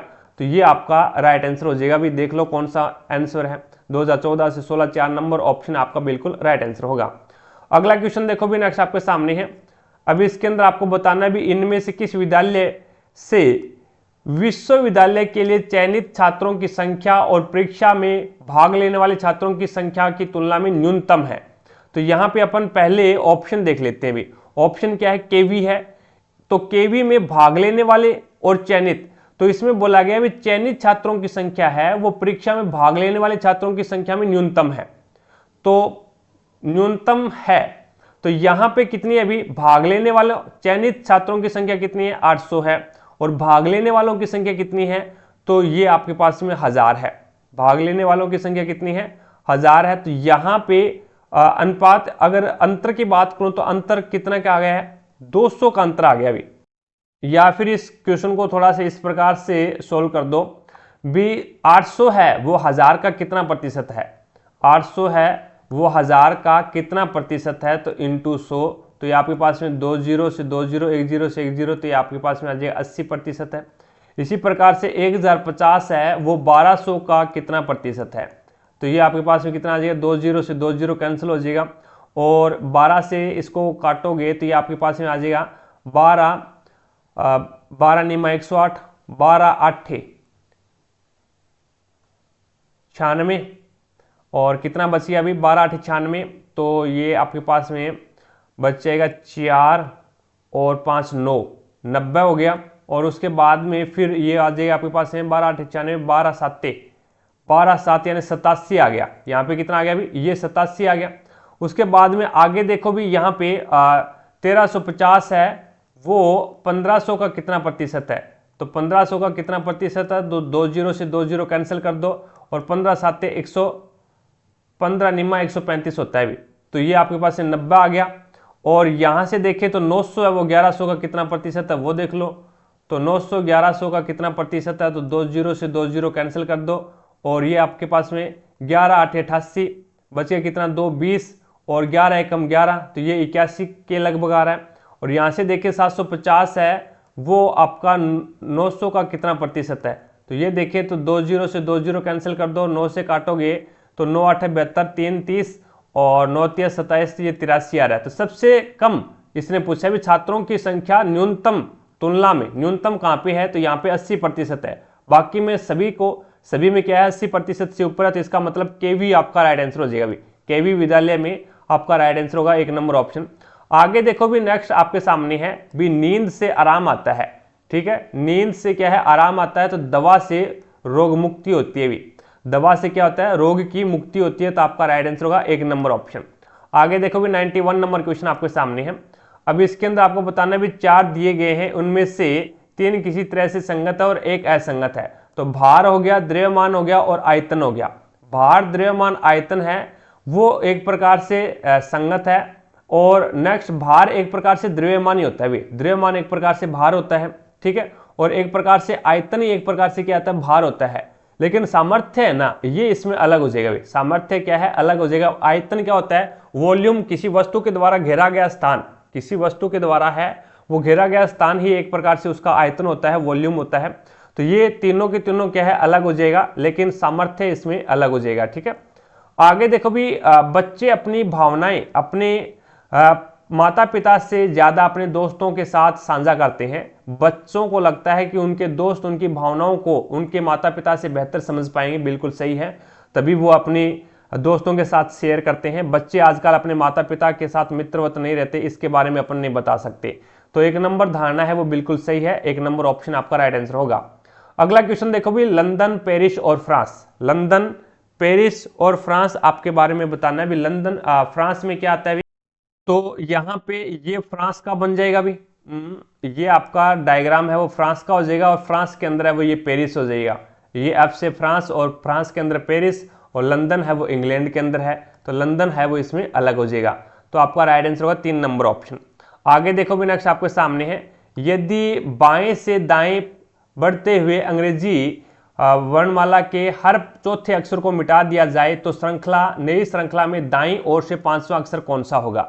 देखो भी, चौथा अक्षर मिटा रहा है तो कौन कौन से अक्षर मिटाएगा, 4 मिटाएगा, 8, 4, 8 और 12 और 16 और उसके बाद में 20 और 25, ये अक्षर मिटा देगा ये। तो आपको दाईं ओर से 5वां अक्षर बताना है, तो कौन कौन से बच जाएंगे, तो ये आपके पास में बचेगा Z बचेगा, 4 चौका 16 और ये हो जाएगा 4 छिक्का 24 होगा अभी, 4 छिक्का 24। तो यहाँ पे Y बचेगा और Z कट जाएगा भी, सॉरी X कटेगा, यानी X 24 पे आता है, तो W बचेगा, V बचेगा और U बचेगा। तो यहाँ से दाईं ओर से 5वां, पहला, दूसरा, तीसरा, चौथा और 5वां कौन सा हो जाएगा, U, जो कि 2 नंबर ऑप्शन आपका बिल्कुल राइट आंसर होगा। अगला क्वेश्चन देखो भी, नेक्स्ट आपके सामने है, 6 चचेरे भाई हैं ABCD और EF बाइक चलाकर लद्दाख जा रहे हैं। उनमें से प्रत्येक एक अलग बाइक चला रहा है, और E है वो F से धीमी बाइक चलाता है। E है ना वो F से धीमी बाइक चलाता है, तो F के नीचे आ जाएगा। और उसके बाद में A है वो C से तेज किंतु D से धीमी बाइक चलाता है, तो A है वो C से तो तेज है और D से धीमी है, और D है वो B से धीमी बाइक चलाता है। D है ना वो B से धीमी बाइक चलाता है किंतु F से तेज बाइक चलाता है, और FC है वो F से तेज बाइक चलाता है, तो इसका मतलब F है वो नीचे नीचे आएगा। और उसके बाद में इसने आगे बोला है B F से तेज बाइक चलाता है, और यहाँ पे देखो भी F से नीचे कौन आ जाएगा, E आ जाएगा आपका, तो E यहाँ पे आ जाएगा भी। अब इसने पूछा भी सबसे 6 में से सबसे तेज बाइक कौन चलाता है, तो B चलाता है, 4 नंबर ऑप्शन आपका बिल्कुल राइट आंसर होगा। अगला देखो भी, नेक्स्ट आपके सामने देखिएगा, यहाँ पे प्रश्नवाची चिन्ह के स्थान पे बताना आपको क्या आएगा। तो इसमें अपन बात करते हैं भी 112 से 147, तो कितना बढ़ा दिया भी इसने, 35 बढ़ा दिया। प्रत्येक के अंदर 35 है वो बढ़ा रहा है, तो यहाँ पे 217 में 35 जोड़ोगे तो ये आपके पास में कितना हो जाएगा, 252 हो जाएगा, जो कि आपका राइट आंसर होगा, 4 नंबर ऑप्शन। आगे देखो भी, नेक्स्ट आपके सामने है, अब टेंशन यानी T आता है 20 पे, और 20 में से 2 माइनस किया 18 लिख दिया। E आता है 5 पे, 2 माइनस किया 3 लिख दिया। तो इसी प्रकार से 2 माइनस करके लिख रहा है भी, यानी M आता है 13 पे, 13 में से 2 गया 11, और A आता है 1 पे, तो यहाँ पे 2 माइनस करेगा, तो इसमें तो 2 माइनस आपका होगा ही भी नहीं भी, इसमें से 2 वैसे माइनस कर दो भी, 2 माइनस करोगे तो 26 और 25 यानी 25 आ जाएगा इसका। और R आता है 18 पे, 2 माइनस करोगे तो कितना आ जाएगा, 2 माइनस करोगे तो ये आपके पास में आ जाएगा 16, और 21 में से 2 माइनस करोगे तो ये आपके पास में आ जाएगा 21 में से 2 माइनस करोगे 19, T 20 में से 2 माइनस करोगे 18, 8 में से 2 माइनस करोगे 6, और 9 में से 2 माइनस करोगे तो आपके पास में 7 आ जाएगा। तो आपका राइट आंसर क्या होगा, 2 नंबर ऑप्शन बिल्कुल राइट आंसर होगा। अगला क्वेश्चन देखो भी, नेक्स्ट आपके सामने है, यानी 7 है, 7 से बड़ी संख्या कौन है, 8 आपस में गुणा करवा दिया 56 आ गया। 8 से बड़ी संख्या कौन है, 9 है, 9 का गुणा करवा दिया 72 आ गया। और 9 से बड़ी संख्या कौन है, 10 है, तो 10 के साथ में गुणा करवाओगे तो 90 आ जाएगा। 3 नंबर ऑप्शन आपका बिल्कुल राइट आंसर होगा। अगला क्वेश्चन है विग्रह पृथ्वी और पृथ्वीवासी। ग्रह पृथ्वी और पृथ्वीवासी, तो ग्रह के अंदर है, ये ग्रह है, और ग्रह के अंदर है वो पृथ्वी आ गया भी, और इसके अंदर है वो ये आपका ग्रह आ जाएगा, और ग्रह है पृथ्वी क्या है, ग्रह भी, तो ये आपका पृथ्वी आ जाएगा। और पृथ्वीवासी है ना, ये आपका अलग हो जाएगा भाई, पृथ्वीवासी इसमें अलग हो जाएगा भाई। पृथ्वी पर वास करने वाले हैं वो पृथ्वीवासी होते हैं, तो ये पृथ्वीवासी हो जाएगा। अभी पृथ्वी तो सभी जगह है, भी पृथ्वी है, वो मंगल ग्रह के ऊपर भी पृथ्वी है और बुध ग्रह के ऊपर भी पृथ्वी है, ठीक है।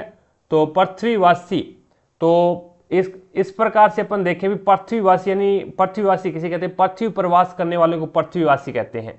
तो ये आपका पृथ्वीवासी हो जाएगा, भी ये आपका क्या हो जाएगा, पृथ्वीवासी हो जाएगा। तो यहाँ पे डायग्राम बनेगा आपका 4 नंबर ऑप्शन, 4 नंबर ऑप्शन है वो आपका बिल्कुल राइट आंसर होगा।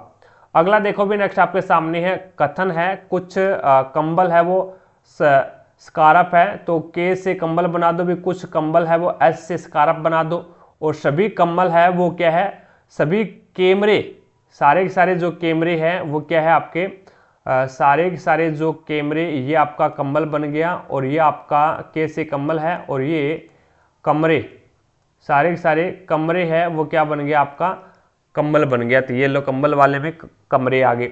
अब निष्कर्ष क्या निकला, तो कुछ स्कार्फ कंबल है, कुछ जो आपके स्कार्फ है वो कंबल है, कैसे कंबल वाले को काट रहा है, बिल्कुल सही है। और कुछ कमरे स्कार्फ है क्या, बिल्कुल गलत बात है, कुछ कमरे है वो स्कार्फ नहीं है। तो निष्कर्ष पहला ही पालन करेगा, 3 नंबर ऑप्शन आपका राइट आंसर होगा। तो इस प्रकार से हमने है वो आज एक पेपर और कंप्लीट किया। आई होप आपको प्रत्येक क्वेश्चन समझ में आया होगा। अगर फिर भी कोई भी क्वेश्चंस में आपको डाउट लगती है तो मुझे कमेंट सेक्शन में कमेंट करके जरूर बताएं, आपके डाउट को क्लियर किया जाएगा। क्लास पसंद आई है तो दिल से लाइक करें, ज़्यादा से ज़्यादा शेयर करें अपने सभी दोस्तों के साथ में, ताकि सभी दोस्तों को क्लास का लाभ मिले, उन्हें भी पता लगे भी रेलवे एनटीपीसी में किस लेवल के क्वेश्चन आते हैं और उसे कैसे सोल्व करते हैं। चैनल पर नए हैं तो चैनल को सब्सक्राइब करें, पास में लगे बेल आइकन को जरूर दबाएं, ताकि अपन जैसे ही नेक्स्ट वीडियो डालें तो उसका नोटिफिकेशन सबसे पहले आपके पास पहुंचे और आप तुरंत उसका लाभ उठा सको। रही बात पीडीएफ की, तो पीडीएफ आपको टारगेट हब एप्लीकेशन पे मिलेगा। टारगेट हब एप्लीकेशन का लिंक डिस्क्रिप्शन बॉक्स में दे रखा है, तो वहां से जाकर के टारगेट हब एप्लीकेशन को डाउनलोड कीजिएगा, और प्रत्येक क्लास की पीडीएफ और प्रीवियस ईयर के पेपर की पीडीएफ है वो आपको इसी एप्लीकेशन के माध्यम से मिलेगी। तो आज की क्लास में इतना ही, मिलेंगे अपन नेक्स्ट क्लास में, तब तक के लिए जय हिंद, जय भारत।